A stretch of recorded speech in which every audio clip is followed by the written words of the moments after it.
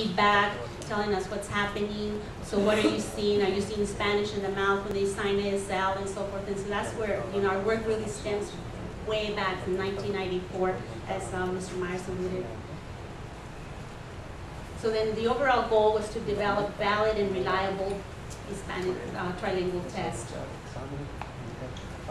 Why? Because we, you know, the consumers that we serve, to provide access to services, employment, education, healthcare.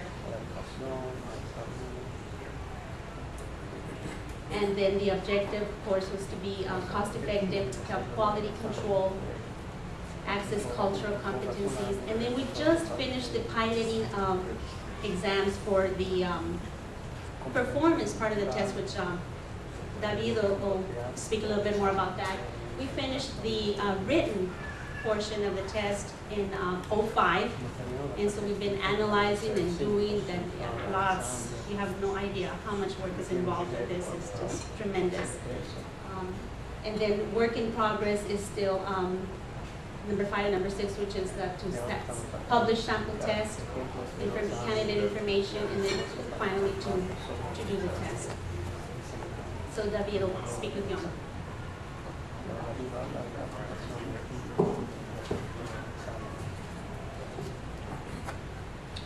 Essentially, test development of this type requires a lot of empirical research, which means that you can't just kind of sit down and say, okay, we're going to come up with a test and let's kind of pump it out in a weekend.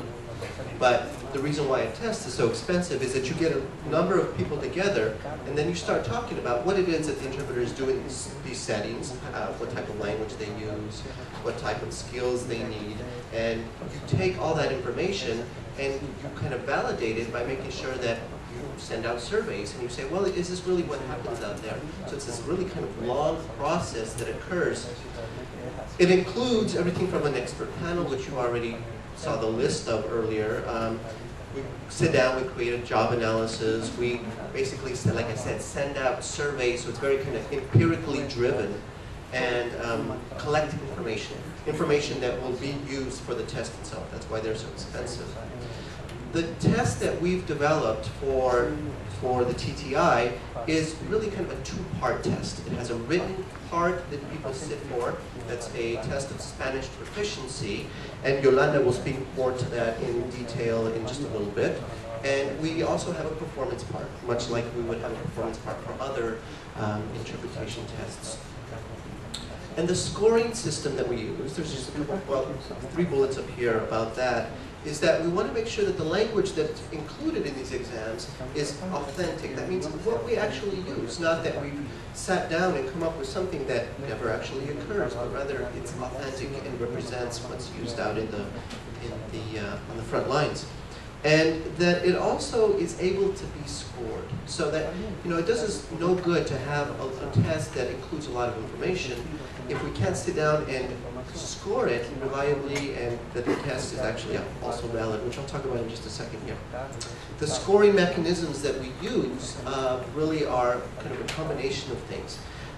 Consensus insofar as there are people who are going to be coming together to create these kind of cutoff levels, what we call cutoff points that distinguish, say, whether or not someone passed. So we do that by building consensus among various people. But beyond that, continuous testing or continuous rating of the exam is done by what we call composite scoring, meaning that each interpreter who takes the exam is scored on the very same thing.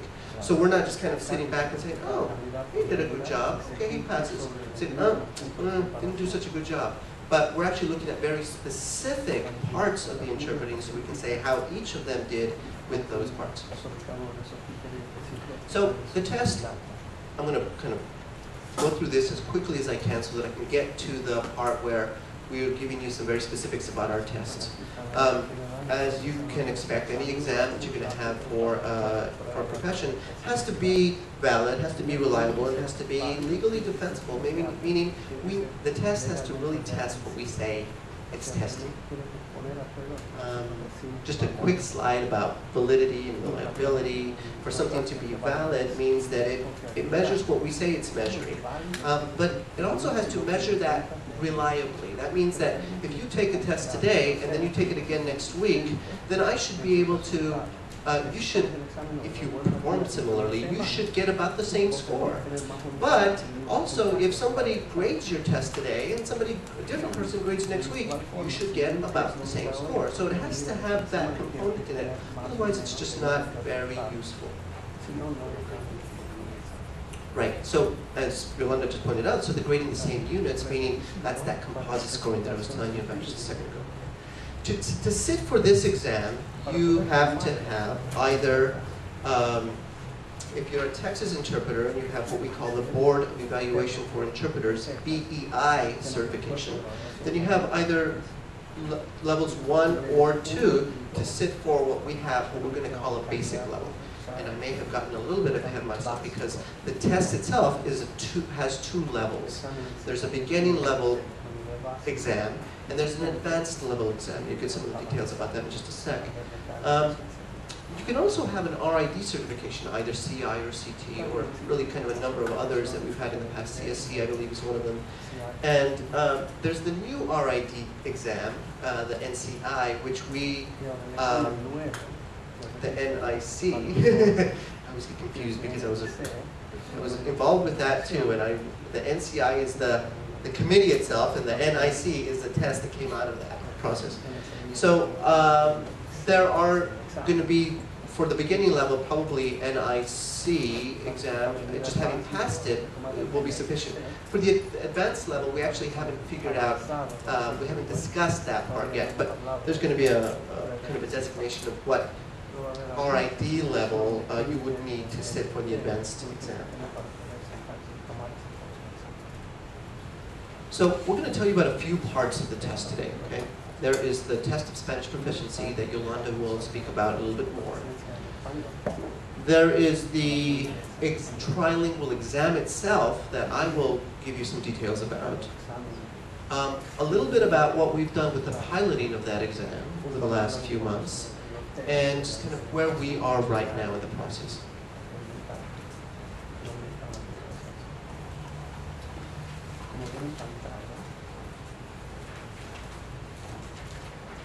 So the test itself, we started out with 109 items to be tested, and through piloting we found that either the units were just too easy, that most interpreters were passing, so we whittled it down to 80. We ended up with 80 questions on the test. There's 5 sections that you're going to be tested on, or an interpreter candidate would be tested on: is reading comprehension, synonyms, usage, grammar, sentence completion, and listening comprehension. So, and I'll show you another slide in a minute that'll be more explicit than this. It's going to be between the 10th and the 11th grade reading level. And also the cutoff score, as David was talking about, is just a criterion that is used for grading purposes. The time, the total time for you to take the test should be about an hour and 15 minutes. More about these sections: reading comprehension, synonyms, usage, sentence completion, and listening, just like I alluded to. And here is the pilot results for the Spanish test of Spanish proficiency. So we have level 1 interpreters, we tested 26. Levels 2, you can see the numbers up there. Level 2 tested 3. Level 3 we tested 8. 4s, no 4s, and then level 5 we tested 1. We tested 14, or piloted 14 RID certified interpreters, and the pass rate was 63.4% pass rate as the mean average, right? And so here's the feedback that we received. This is only on the Spanish proficiency, right? Not the performance. This is just the Spanish. So see the idioms. The emphasis on the idioms over grammatical knowledge was appropriate. So 89% agreed or strongly agreed. In other words, we got very good feedback that